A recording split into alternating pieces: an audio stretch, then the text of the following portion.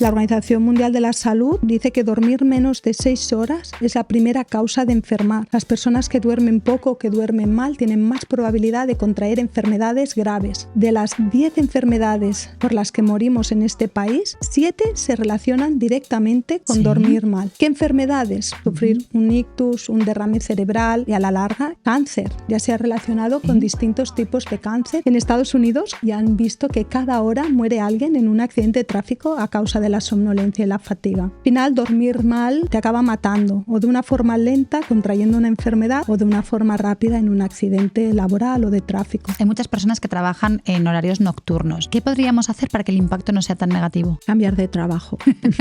Porque las personas que trabajan en un horario nocturno son personas que tienen menos esperanza de vida, porque están durmiendo en un momento en que su cuerpo y su mente no está preparado para ello. ¿Dirías que la mejor pastilla es dormir con la conciencia tranquila? Nuria, ¿qué puedo tomar para dormir? Y yo siempre digo tomar decisiones, porque si tú no las tomas, alguien las está tomando por ti. Y cuando alguien las toma por ti, no estás viviendo a gusto contigo mismo. Muy buena respuesta. ¿Sabías que dormir mal te puede acabar matando?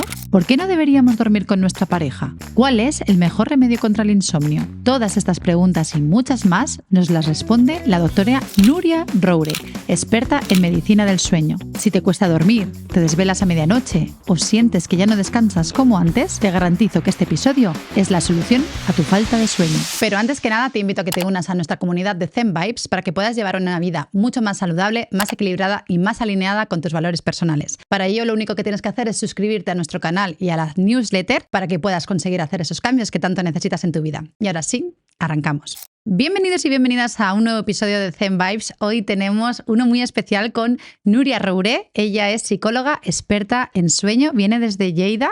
Bienvenida, muchas gracias por venir, Núria. No, gracias a ti por convidarme a este podcast. Para mí es un placer. Qué bien. Estoy segura de que además es un tema que interesa mucho, porque a quién no nos ha afectado alguna vez el sueño, ¿verdad? Voy a ir muy al grano, ¿vale? Y voy a ir directa a preguntarte, porque creo que vivimos en una sociedad que glorifica, ¿no? El no tener tiempo, el dormir poco. ¿Por qué las personas duermen tan mal a día de hoy? ¿Crees que es una pandemia cultural? Totalmente, Noemí. La Organización Mundial de la Salud ya ha catalogado la privación de sueño, que es el hecho de dormir menos de 6 horas, que es una pandemia mundial. Solo en España más de 12 millones de personas duermen mal. Y eso hace, pues, sobre todo, que nosotros al día siguiente pues, no vivamos bien. Hablábamos de de ese ritmo de vida, esa calidad de vida que tenemos, esa cultura que estamos metidos siempre en el hacer, en el hacer, en el hacer. Y eso hace que cuando lleguemos por la noche, pues nuestra mente nos cueste mucho desconectar y nuestro sueño no sea de calidad. Estamos durmiendo 1 hora menos que nuestros abuelos ya, ¿Sí? Ya que no sé dónde llegaremos.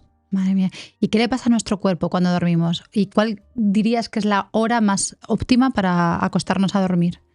Pues mira, la hora óptima es lo que yo llamo la puerta abierta al sueño. Hay un momento en que nuestro cuerpo, nuestra mente está más preparada para entrar el sueño y es cuando confluyen 2 procesos. ¿Sí? El primer proceso, que es el que llamamos de ritmo circadiano, que es un pequeño reloj que tenemos en el cerebro y este reloj es el que nos dice cuándo tenemos que estar despiertos y cuándo debemos dormir. Eso lo regula básicamente la luz del sol. En el momento que la luz se pone, ¿sí? Baja el sol y ve el cerebro esos tonos cálidos, entiende que tiene que empezar a relajarse porque ya llega la noche. Empieza a segregar la melatonina. Y en ese momento en que se queda en oscuridad y empieza a subir esa melatonina, cuando llega el otro proceso, que es el tiempo que llegamos, ¿no? Que llevamos despiertos entre 16 y 17 horas sin dormir, genera lo que llamamos presión de sueño y cuando se junta esto, ¿no? Que ya llevamos unas 16 horas sin dormir y además ya está subiendo los niveles de melatonina, nuestra temperatura corporal empieza a enfriarse, en ese momento es el mejor momento para ir a la cama. ¿Y cuál es el mejor momento? Pues es en que empezamos a notar pues, que los párpados empiezan a caer, los músculos ya empiezan a relajarse, empezamos a hacer algún bostezo. Eso quiere decir que la puerta se está abriendo y que tienes 20 minutos para ir a la cama y empezar a dormir. Como se te pasen estos 20 minutos, porque quieras estar acabando una serie, ¿no? de Netflix o estar acabando un capítulo de un libro, como pase ese tiempo, el cerebro se empieza a activar y ya nos cuesta más volver a dormir. Anda, qué curioso. Te quería preguntar, porque me has dicho que cuando ya cae el sol, ¿no? Que ya llega la noche, empiezas a segregar melatonina. ¿Qué pasa cuando estás en casa con unas luces muy fuertes, ¿no? Por ejemplo, que no, yo creo que tu cerebro no llega a percibir que es de noche, ¿no? ¿O sí? Exacto, totalmente. Fíjate que nuestro cerebro es muy primitivo, es el mismo que nuestros antepasados, es de antes de Edison, por lo tanto nuestro cerebro no entiende que pueda haber luz a las 10 de la noche o a las 12 de la noche. Entonces, si nosotros estamos con mucha luz en casa o estamos viendo el televisor o el móvil, ese cerebro va a entender que es las 12 de mediodía y que por lo tanto tiene que estar en mucha alerta. La melatonina no va a empezar a segregarse y por lo tanto muchas veces cuando llegamos a la cama nos cuesta empezar a dormir. Claro. Muchas pacientes que me dicen, Nuria, es que yo no tengo la sensación de sueño. Y es seguramente porque no están haciendo buenos hábitos para empezar a segregar su propia melatonina. Vale, o sea que entiendo que todo el tema del sueño va muy ligado de la mano de los hábitos. Exacto. De cómo vivimos nuestro día, de las cosas que hacemos y las cosas repetitivas. Los hábitos son aquellas rutinas que hacemos diariamente. Nosotros cuando nos despertamos, como te he dicho, tenemos 16 horas para dormir. En esas 16 horas todo lo que hagamos va a hacer que cuando llegue la noche durmamos mejor o peor. Pero no solo lo que hacemos, sino también, súper importante, lo que pensamos y lo que sentimos. Porque hay mucha gente que me dice, Nuria, es que yo lo hago todo bien y aún así no duermo, ¿no? Y digo, a ver, ¿qué haces bien? Tengo horarios regulares, no miro el móvil, no tomo café, me alimento bien, hago ejercicio. Eso está muy bien, estamos en el hacer. Pero, ¿cómo te sientes cuando haces esto? ¿Sí? ¿Cómo has vivido tu día? Si te has discutido con alguien, si lo que te ha dicho una persona te ha sentado mal. Todo eso que también nosotros tenemos en nuestra mente y que luego genera nuestras emociones, también son muy importantes a la hora de dormir. Así que aunque hagas todo bien, si no te sientes bien, no vives bien contigo misma, con tu propósito, va a ser muy difícil que cuando llegue la noche duermas. Claro.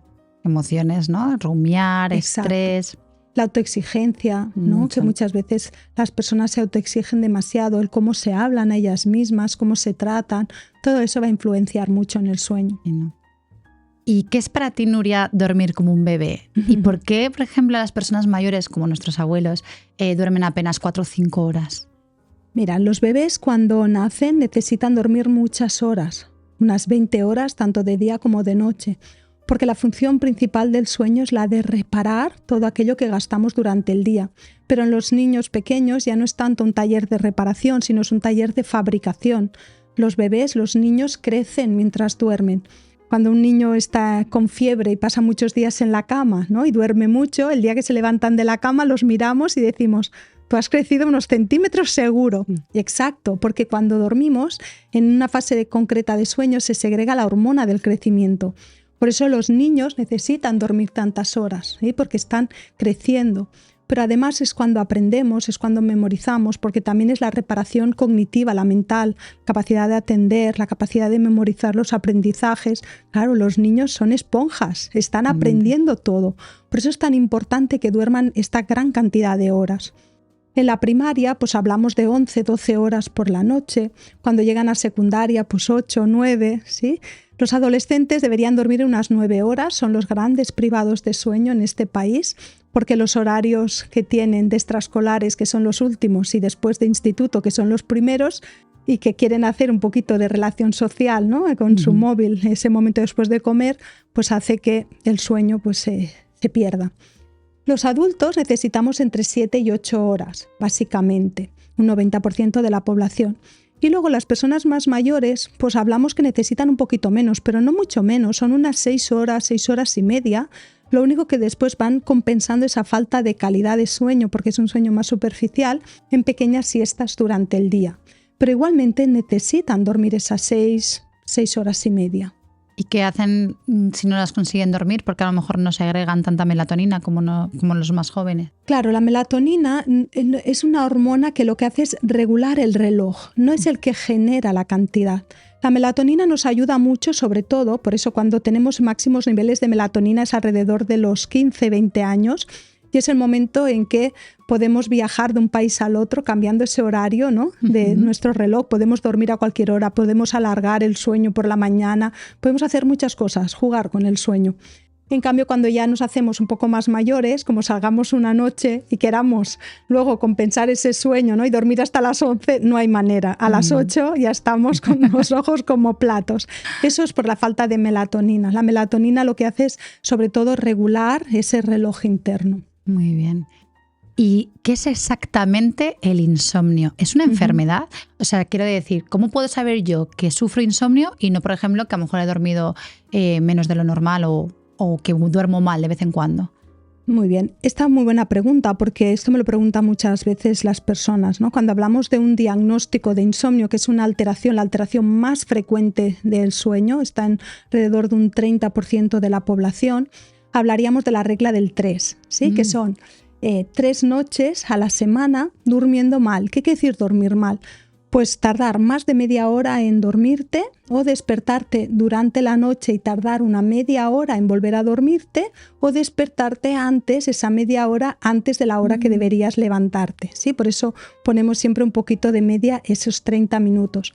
Eso te tiene que pasar durante 3 noches a la semana y como mínimo hablaríamos de 1 mes o 3 meses, entre 1 y 3 meses, si no es un insomnio más agudo y el otro es más crónico, sí, a partir de los 3 meses. Hay personas que son las que llamamos dormidores cortos, ¿sí? Que es la otra diferencia, son personas que con poquitas horas dicen que tienen suficiente. Ahí hay que vigilar un poco porque una cosa es: yo duermo poco porque tengo suficiente y después durante el día estoy bien, o duermo poco porque quiero aprovechar mucho el día y luego voy todo el día consumiendo estimulantes, o me cuesta concentrarme, o estoy con un humor de perros, o mi salud ya está afectándome. Antes pasaba mucho, sobre todo con los grandes empresarios, CEOs de grandes empresas, ¿no? Que eran personas que estaban tan ocupadas que creían que no tenían tiempo para dormir.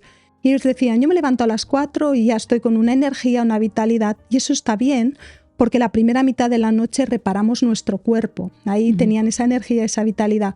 Pero las 2-3 últimas horas de la noche reparamos nuestra mente, la capacidad de concentrarse, de prestar atención, de memorizar, la creatividad, la resolución de problemas, la innovación, todas las soft skills que ahora se habla tanto.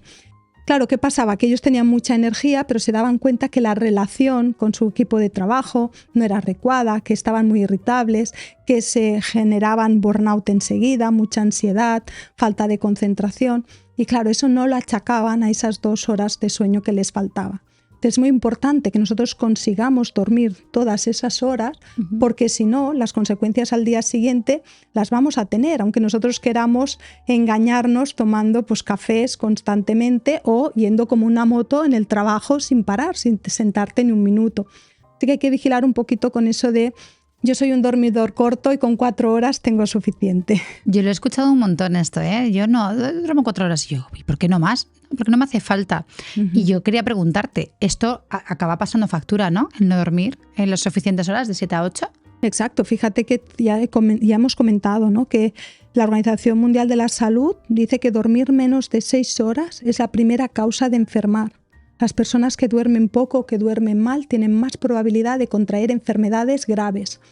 ¿Qué enfermedades? Pues de las 10 enfermedades por las que morimos en este país, las 10 causas principales por las que morimos, 7 se relacionan directamente con dormir mal. ¿En serio? ¿Qué enfermedades podemos entonces desarrollar con la falta de sueño? La más importante, patología cardiovascular, sufrir un ictus, un derrame cerebral. Empezamos con un poquito de hipertensión, colesterol y a la larga esto. Cáncer, ya se ha relacionado con distintos tipos de cáncer, el hecho de dormir poco o dormir mal. También la obesidad, el sobrepeso y la obesidad, la diabetes tipo 2, la enfermedad de Alzheimer, el suicidio, que también se relaciona directamente con no dormir bien, y accidentes de tráfico, porque sabemos que cuando no dormimos bien hay una falta de atención, nos volvemos más lentos, más torpes y sobre todo la somnolencia, ¿no? Esos microsueños, ¿te has fijado lo que he hecho yo de cerrar esos ojos 2 segundos a una velocidad? Esto es irte ya al carril contrario o salirte de la carretera. Al final, dormir mal te mata, te acaba matando, o de una forma lenta contrayendo una enfermedad o de una forma rápida en un accidente laboral o de tráfico. En Estados Unidos, que todo lo miden, ya han visto que cada hora muere alguien en un accidente de tráfico a causa de la somnolencia y la fatiga. Madre mía, esto es lo que tú dijiste, es que te escuché en un podcast que decías que había enfermedades que causaban muerte por no dormir. ¿Te refieres a estas? Exacto, Vaya. exacto. Vaya, ¿y dirías que es verdad que las pantallas y el móvil destruyen nuestro sueño? Totalmente, porque fíjate que si nosotros estamos con el móvil, que el móvil emite una luz muy blanca, no esa luz azul que es el extremo, es la máxima estimuladora de nuestro cerebro. Claro, para ese cerebro no ha llegado la noche. Y claro, fíjate que como tampoco es regular, no lo hacemos siempre, ese cerebro se puede despistar. El cerebro necesita rutinas, ese reloj necesita rutinas para saber cuándo me despierto, cuándo es de día, cuándo ya viene el atardecer y cuándo viene la noche. De día, atardecer y noche, oscuridad. Si nosotros le ayudamos con nuestros hábitos de día y nuestros ritmos, eso va a hacer que nuestro reloj funcione bien y el sueño nos venga más o menos a la misma hora cada día y se nos vaya a la misma hora. Pero cuando empezamos a cambiar esas rutinas y empezamos a introducir luces artificiales en un momento que no toca, estimulantes en un momento que no toca, eso hace que ese reloj pueda perderse. Esto también suele ocurrir mucho en las personas que empiezan a dormir mal. Las personas empiezan a dormir mal generalmente por causas diurnas, pero mantienen ese sueño. ¿Por qué? Porque cuando empiezan a despertarse tanto durante la noche, empiezan a hacer hábitos incorrectos, estimulan el cerebro por la noche y luego lo que hacen es mantener esos despertares. Por eso hay personas que dicen, Nuria, es que yo cada día me despierto a la misma hora. Sí, eso es muy típico. ¿Por qué? Porque están estimulando el cerebro a esa hora. Entonces el cerebro se ha acostumbrado a estimularse a esa hora. Por ejemplo, mirar el reloj es algo que ya puede estimular. O sea, es decir, que como tú le estimulas a esa hora, ya automáticamente te despiertas a esa hora. Exacto, el cerebro se despierta. Por eso hay mucha gente que lo dice, es verdad. Está aprendiendo que debe despertarse. Tú le das luz, le das una estimulación, el cerebro piensa que ha llegado la mañana. Fíjate qué curioso. Y fíjate que antiguamente, bueno, y no tan antiguamente, porque cuando yo era pequeña también pasaba, el hecho de, era muy típico el irte a dormir después de ver una película en la tele, ¿no? Y nos íbamos a dormir a las 10 o 11 de la noche, ni por asomo dormíamos las horas que nos correspondían y era algo normalizado. Y ahora sí que me gusta el hecho de que se expongan, ¿no? Todas estas cosas, esta información que ofreces tú, por ejemplo, porque creo que hay que quitar el móvil, porque además ahora estamos sobreestimulados con tablets, con tele, con ordenador, con móvil, ¿no? Antes solamente teníamos la tele y ya está. Y ahora, por ejemplo, el hecho de decir, bueno, deja el móvil fuera de la habitación, vete a dormir, cógete un libro, con luz tenue, ¿no? Y claro, dirías incluso que hasta un despertador de pilas, ¿verdad? Casi. Pero fíjate, Noemí, que nosotros mirábamos la tele y la tele pasaban dos cosas. Primero, que la veíamos a una distancia mucho más larga, ¿sí? Más lejos. La luz no era tan directa. Y luego lo que nosotros veíamos era una cadena o dos, pero no cambiábamos constantemente. Era una imagen más fija. Ahora no, ahora estamos haciendo scroll y constantemente vamos captando estimulaciones auditivas y visuales que eso hacen estimular muchísimo el cerebro y además de muy cerca. Nosotros casi la tele nos relajaba. En un móvil no te relajas, es al contrario, constantemente te están bombardeando, dando inputs para captarte la atención. Y muchas veces empiezas a comparar, a mirar, sobre todo los adolescentes, ¿no? Que ha hecho que ha hecho lo otro, la mente empieza, se activa. Eso es fatal antes de dormir. Claro, porque ahora tenemos todo tipo de información. Antes era una película y ya está. Claro, el 1, 2, 3. Yo me acuerdo del 1, 2, 3. Oye, que te guay. Dormías con el tic, tic, tic, tic y te acababas durmiendo los viernes por la noche en el sofá. Cierto. ¿Qué te iba a decir? Entonces, ¿por qué cuando nos desvelamos nos cuesta tanto volvernos a dormir? ¿Eso también tiene que ver con la estimulación que hayas generado anteriormente? Exacto, ¿no? Lo que te decía Noemí. Si nosotros miramos el reloj, ¿sí? Miramos el reloj y vemos que son las 3. Si yo, una persona que duerme bien, miro el reloj y veo que son las 3, ¿qué pienso? ¡Ay, qué bien! Que me quedan 4 horas todavía. Con esa sensación tan buena, pues me tapo, me doy la vuelta y seguro me duermo. Pero una persona que duerme mal, cuando mira el reloj, ve las 3, son las mismas 3 que las mías.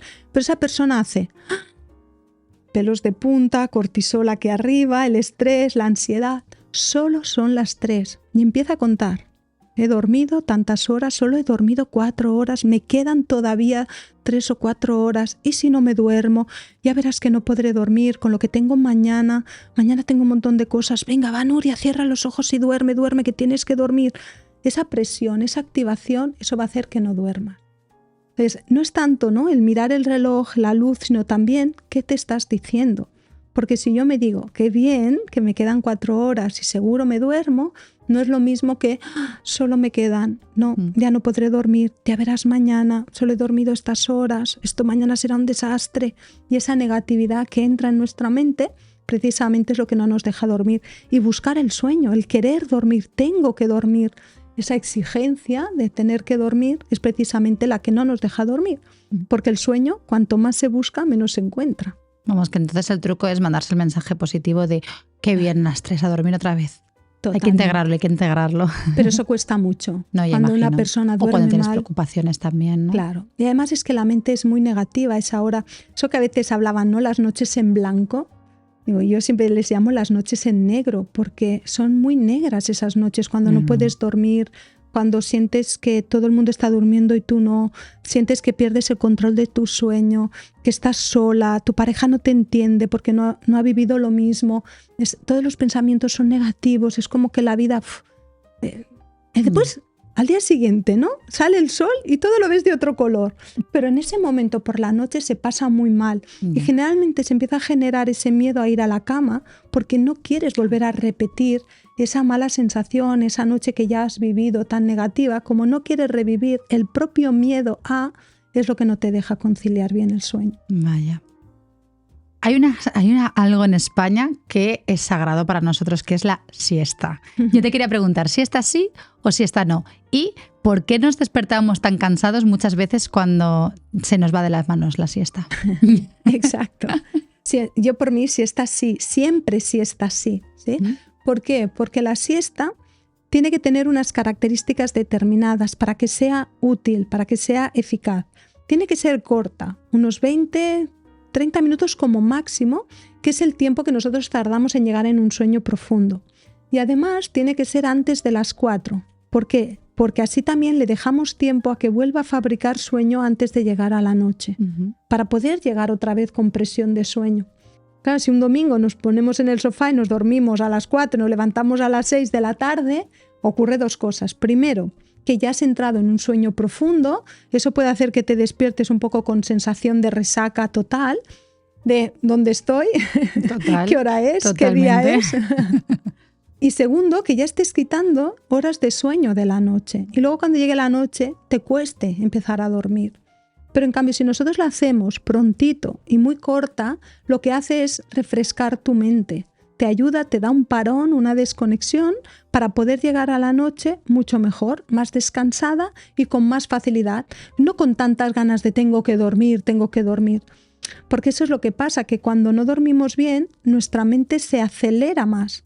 Y por eso nos cuesta hacer la siesta, por eso luego nos cuesta empezar a dormir. Las personas que sufren insomnio, básicamente, por muy cansadas que estén, nunca van a hacer una siesta. Por mucho que lo intenten, no van a dormir.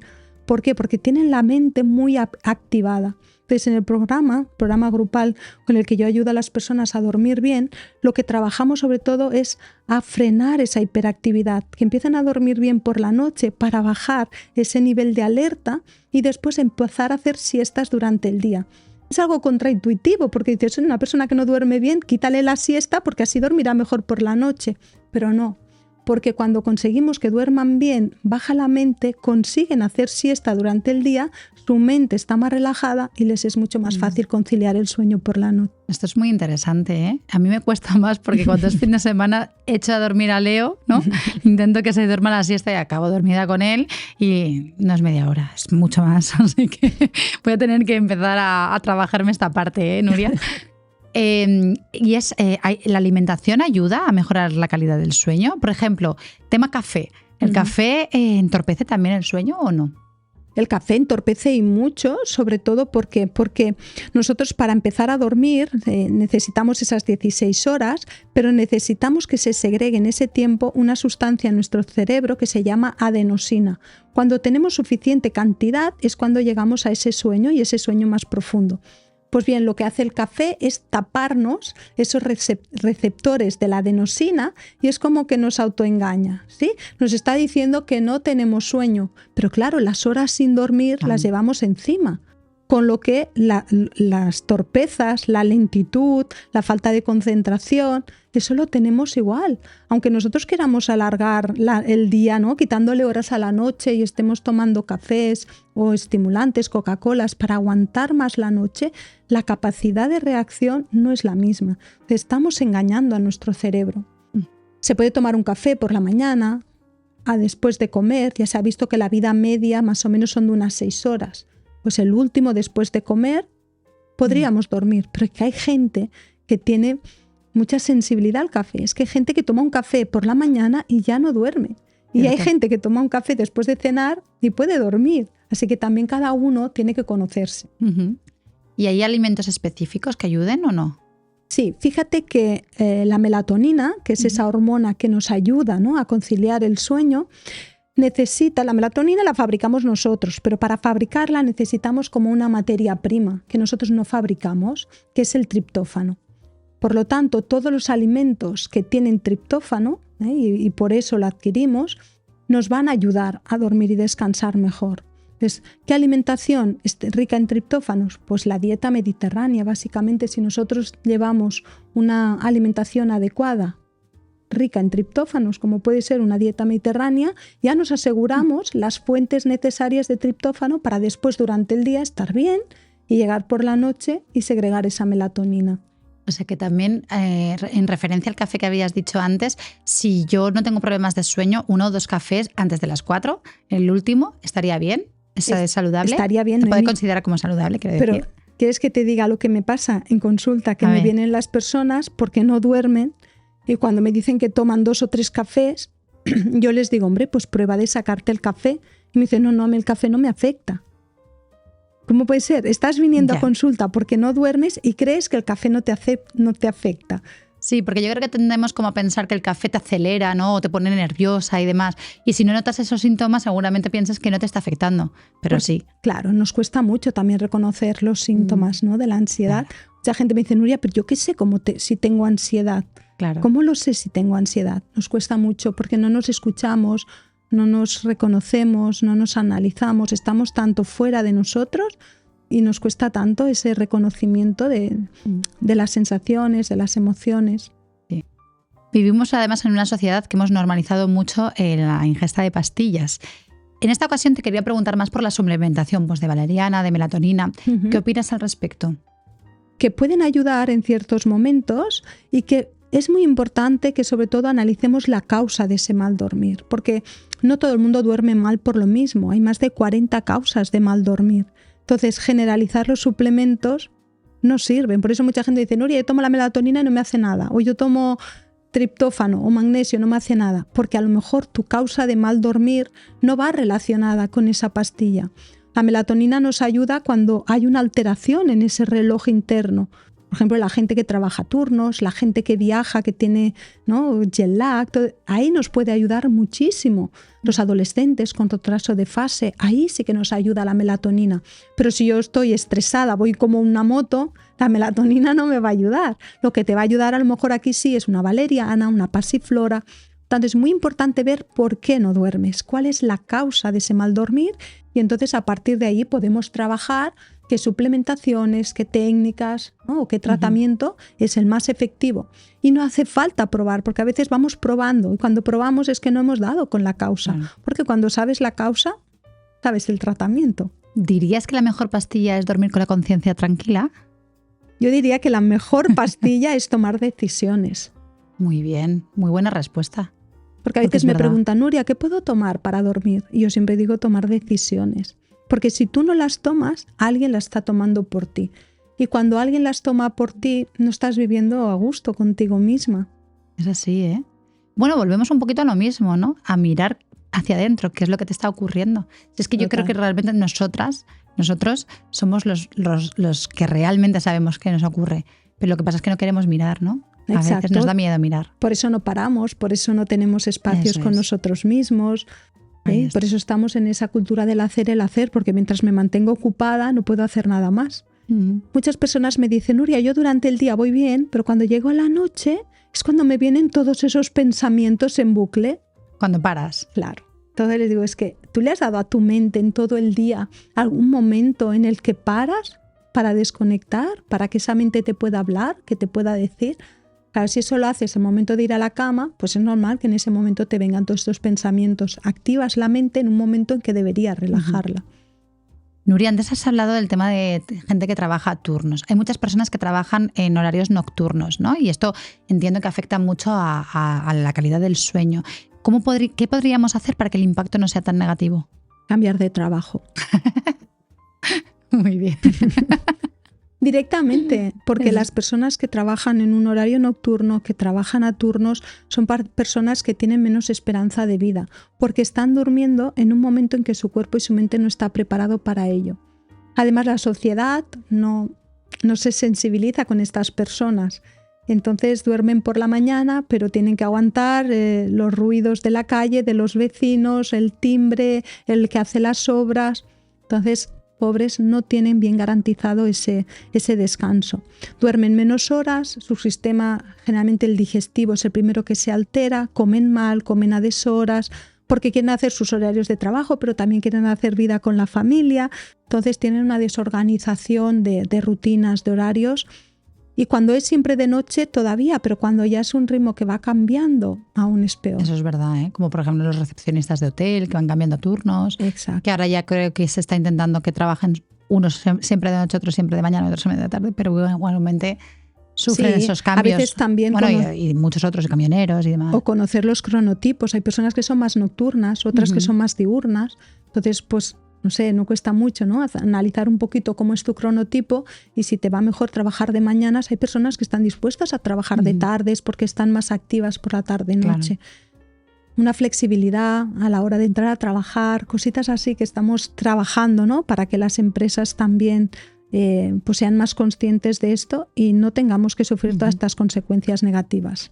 ¿Y qué pasa con las mamás? Porque los 2 primeros años del bebé son terroríficos.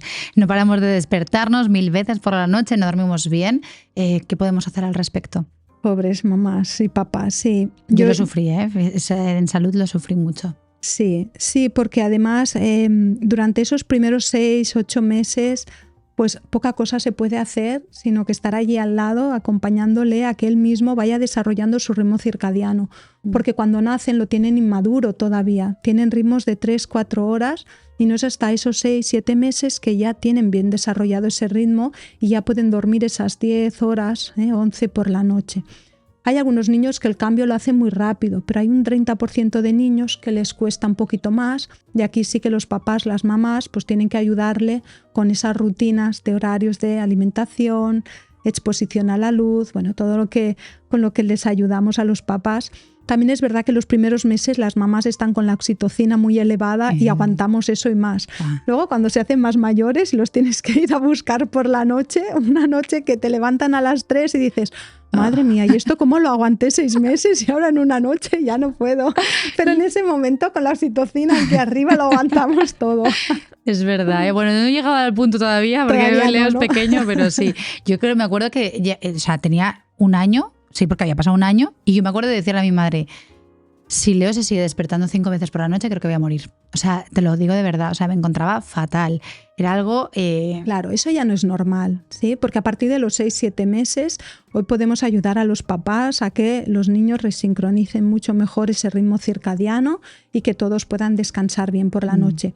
Porque fíjate que es muy importante lo que te decía, los niños crecen mientras duermen, los niños aprenden mientras duermen. Por lo tanto, es muy importante garantizar ese sueño nocturno, que sea continuado, que sea de calidad. Y eso, pues, a veces no sabemos diferenciar hasta qué punto, ¿no? Es normal o hasta qué punto ya no, y por lo tanto podemos pedir ayuda. Muy bien. ¿Y afecta o beneficia al sueño el dormir en pareja? ¿Y es bueno que nuestro hijo duerma con nosotros o es malo?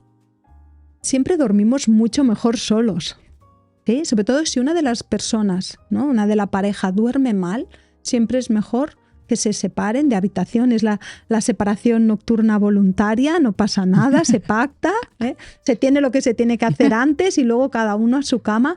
¿Por qué? Porque es importante garantizar el descanso. El descanso va más allá de la relación de pareja. ¿Por qué? Porque si tú y yo dormimos juntos y no descansamos bien, al día siguiente no voy a estar por ti, no voy a estar cariñoso, no te voy a decir buenos días, no te voy a dar un beso, porque estaré hecha polvo, estaré cansada, estaré irritable, no querrá que me toque nadie, me voy a separar, no tendré ganas de nada. En cambio, si yo puedo dormir sola y descansar bien, al día siguiente estaré mucho más receptiva.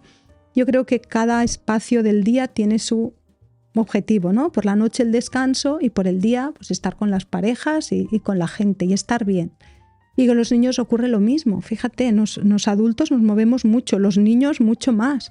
Si ahí vamos poniendo más personas, que uno se mueve, el otro da patadas, hacemos horarios distintos, se levanta uno al baño, abre la luz, todo eso está interrumpiendo el descanso del bebé, en este caso del niño, pero cualquier persona, si una persona se levanta a una hora que no toca, abre la luz, da patadas, el roncador, dormir con una persona roncadora al lado, es que te va despertando toda la noche, no estás durmiendo de calidad.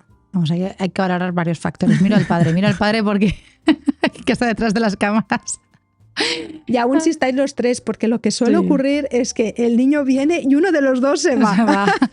O sea que aún si estáis los tres es porque tenéis la cama grande. Sí, estamos aguantando. Vale, ahora vamos a dirigirnos, si te parece bien, al mundo de los sueños, ¿vale? ¿Por qué soñamos y cuál es la función de soñar? Nosotros soñamos en una fase muy concreta del sueño. Cuando nosotros dormimos es como si bajáramos los peldaños de una escalera, entramos primero en un sueño más superficial, esos 20 minutitos que te decía, y luego llegamos a un sueño más profundo. Ese sueño más profundo se llama sueño profundo porque estamos profundamente dormidos, casi si nos quieren despertar nos tienen que venir a tocar. Y eso es lo que ocurre en la primera mitad de la noche. Después hacemos lo que llamamos fase REM, que es esa fase en la que los ojos, si nos miran por debajo de los párpados, se están moviendo. En esa fase es en la que estamos soñando, por eso también ese movimiento de ojos. ¿Cuál es la función de la fase REM? Memorizar todo aquello que hemos vivido durante el día y seleccionar lo importante para memorizar y lo que es basura y que no nos sirve para olvidarlo, para borrarlo. ¿Para qué? Para poder optimizar el espacio que tenemos en nuestro cerebro. Entonces, ¿qué ocurre en esos sueños? Generalmente estamos recordando las cosas que nos han pasado durante el día, pero un poco creativos, ¿no? Ahí nos ponemos creativos y nos pueden ir surgiendo cosas que mezclamos, cosas de alguien que hemos visto hace poco con una emoción. Lo que sí que solemos ver es que esos sueños, aunque no sabemos muy bien el significado, sí que suelen relacionarse un poco con nuestras emociones. Si estamos en una época muy agradable de nuestra vida, estamos enamorados, hemos tenido un bebé, seguramente nuestros sueños serán sueños muy agradables.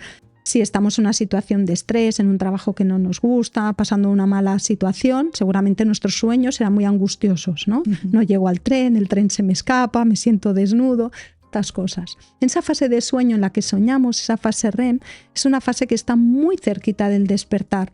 Por eso, si tenemos un susto en el sueño, ¿sí?, es fácil que nos despertemos de ese sueño.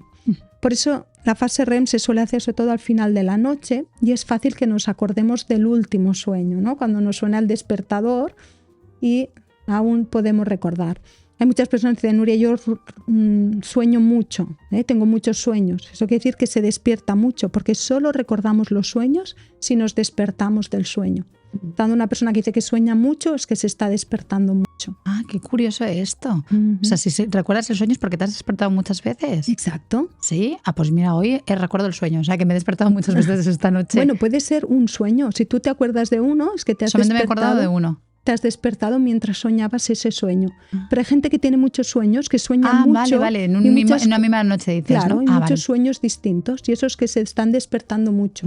O gente me dice, Nuria, yo no sueño nada. No, sueñas, pero no te acuerdas. Esos que tienes un sueño muy continuado. Ah, qué bien. Vale, esto es bueno saberlo, ¿eh? Sí, así cuando me despierto para mañana me acordaré de ti, Nuria. ¿Es peligroso o preocupante el hecho de que tengamos pesadillas o terrores nocturnos? Es distinto las pesadillas de los terrores nocturnos. Las pesadillas son mientras en la fase REM nosotros soñamos y tienen que ver mucho, como te decía, con esa sensación de cómo estoy viviendo emocionalmente mi día. De los terrores nocturnos, que son unas parasomnias, que le llamamos, ¿no? Una alteración del sueño que suele ocurrir mucho en los niños pequeños, hasta los 11 años más o menos, que en esos terrores nocturnos que suelen aparecer en la primera mitad de la noche, las pesadillas suelen aparecer en la segunda.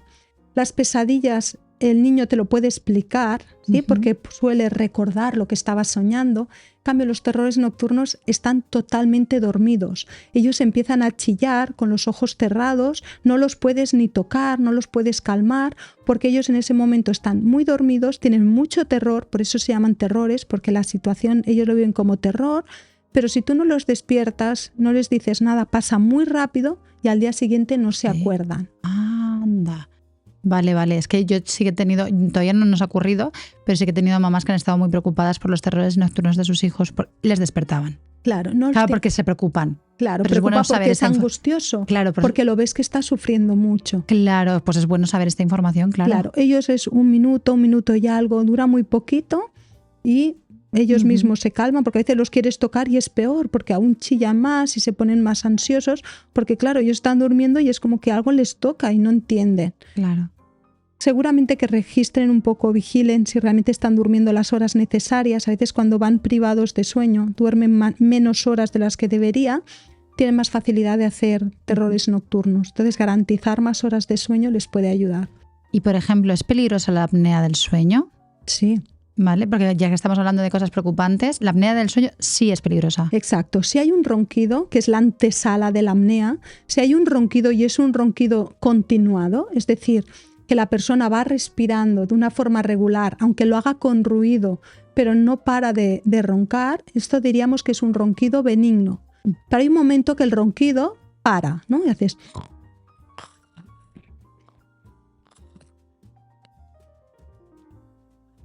Ahí la persona, el cuello, se ha cerrado y ahí la persona se está ahogando, se está quedando sin oxígeno.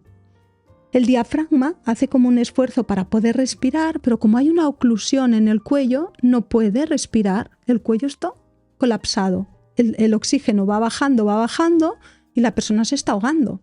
Entonces el cerebro, que es muy listo y no quiere que nadie se muera de una apnea, lo que hace es despertar a la persona.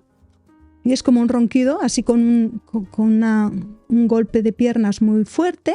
Y ese despertar lo que hace es que la persona pueda abrir el cuello, volver a respirar, pero ¿qué pasa? Hasta que vuelve a relajarse, los músculos se relajan, estos del cuello también, y se les vuelve a cerrar. Esta apnea, que es esta parada respiratoria, que puede ser más de 10 segundos, pero yo he visto apneas de hasta 2 minutos, 2 minutos y medio, que si los haces hacer despiertos no pueden, ¿eh? Pero dormidos, claro, imagínate, el nivel de oxígeno en sangre baja muchísimo. Qué fuerte. Pero cuando despierta el cerebro para poder respirar, ¿qué pasa? Que tiene que coger oxígeno y el corazón restaurar todos esos niveles de oxígeno en sangre. Entonces, cuando tiene poco oxígeno, va lento. No puede parar porque el corazón no para, pero va muy lento. Y cuando coge el aire, hace una taquicardia. Claro, ese corazón, noche tras noche, está trabajando en exceso. De aquí que pueda haber un riesgo de patología cardiovascular, un poquito de hipertensión, colesterol, y a la larga esto te puede llevar a un ictus o un ataque al corazón. Nadie se muere de una apnea, pero sí de las consecuencias de esa apnea. Vale, esto es importante matizarlo, que realmente se mueren de las consecuencias. Exacto. Vale. Hay una tríada que yo llamo la tríada, ¿no?, de la alerta, que es persona roncadora, con un poquito de hipertensión, sobrepeso y somnolencia durante el día. Tener estos 4 síntomas Papeletas. Ya sería un poquito de alerta para hablar con su médico de cabecera. Y, por ejemplo, hay personas que son sonámbulas. ¿Esto es algo, ¿esto es algo normal o puede ser algún síntoma de algún problema? No, es una alteración del sueño, es otra parasomnia, como hablábamos antes. Las parasomnias son el grupo de conductas que hacemos durante las noches. Hay gente que se levanta, ¿no?, que son los sonámbulos, pero hay algunos que se sientan. Eso de los sonámbulos así andando con los brazos, eso es de película, eso no suele ocurrir. Hay gente que sí, pero lo más habitual es pues, que se sienten al lado de la cama o que crean que ya es de día, ¿no?, y se pongan pues, la ropa, se quieran vestir para ir a trabajar, abran la puerta, salgan. Hace poco vi una noticia a una niña que la habían encontrado en un bosque a 3 kilómetros de casa, que había salido sonámbula por la noche. Eso es sobre todo lo que tenemos que evitar, ¿vale? Porque ser sonámbulo no es un problema, pero sí que puede ser peligroso si no vigilamos puertas, ventanas. He tenido algún paciente que me ha venido a consulta después de haber abierto una ventana y haber saltado por la ventana pensando que era la puerta de casa. ellos suelen hacer conductas más bien automatizadas. Si tienen que buscar un poco, por ejemplo, si les cierras la puerta con llave o les pones una silla delante de la puerta, no van a sacarla ni van a buscar las llaves, ¿sí? Entonces, si lo ponemos un poco difícil para tenerlos controlados, sobre todo para eso, que no se hagan daño y ya está. Rutinas, ¿no? O sea, normalmente acciones que se hacen en su rutina diaria, ¿no? En su rutina, sí. Vale, sí que me ha pasado, con personas que de ver sentados en el sofá, en la cama o de pie enfrente de la puerta. O hablar, ¿no? A veces los sonámbulos suelen hablar también, hablar, ¿no? Un ¿no? montón, sí. Pueden hablar días que solo hablan, días que ya se levantan. Sí.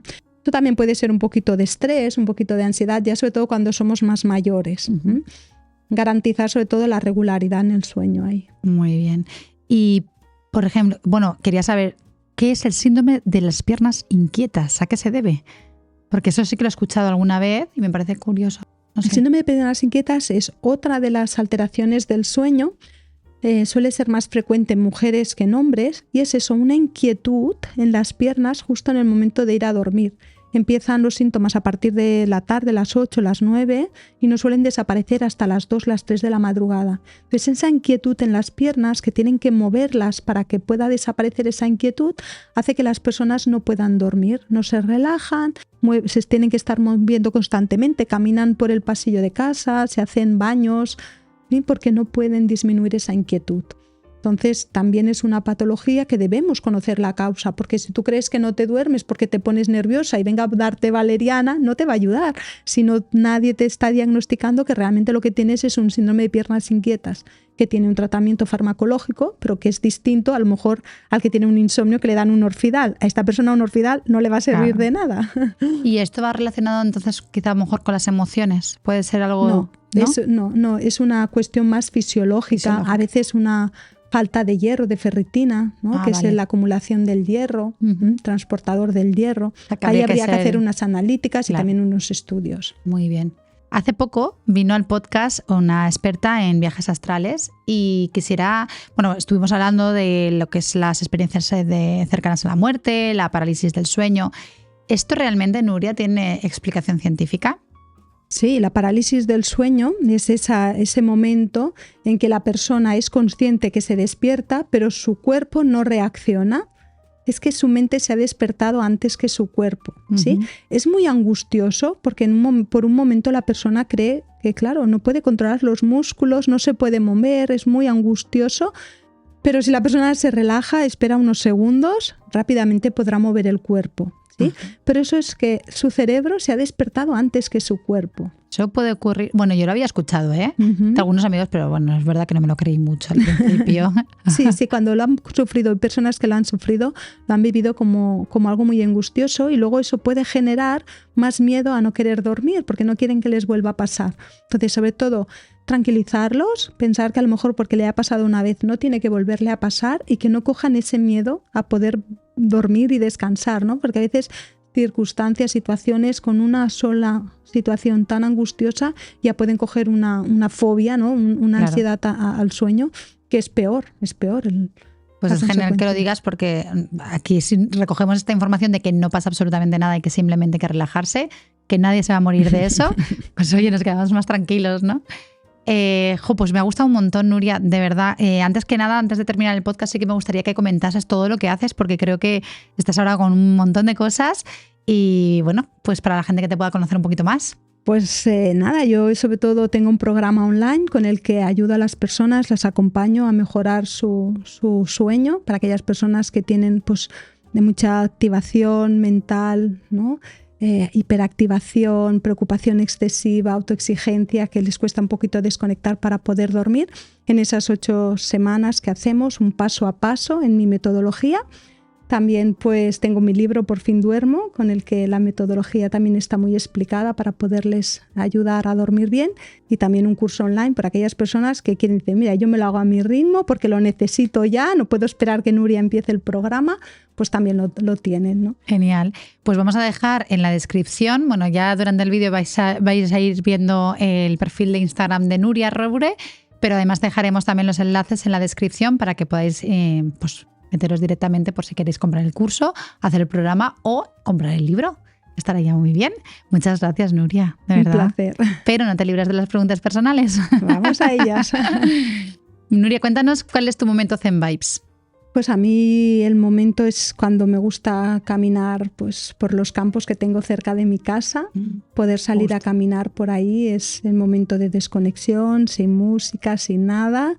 Solo estar conmigo misma y conectar conmigo. Vives en el campo, Nuria. Sí. Qué guay. Dinos qué sueño te queda por cumplir. Pues muchísimos, muchos sueños. Y yo creo que más que perseguir sueños es disfrutar del camino, ¿no? Que te llevan a esos sueños, porque a veces cuando nos ponemos metas siempre estamos a ver cuándo lo consigo y nos olvidamos de ese camino.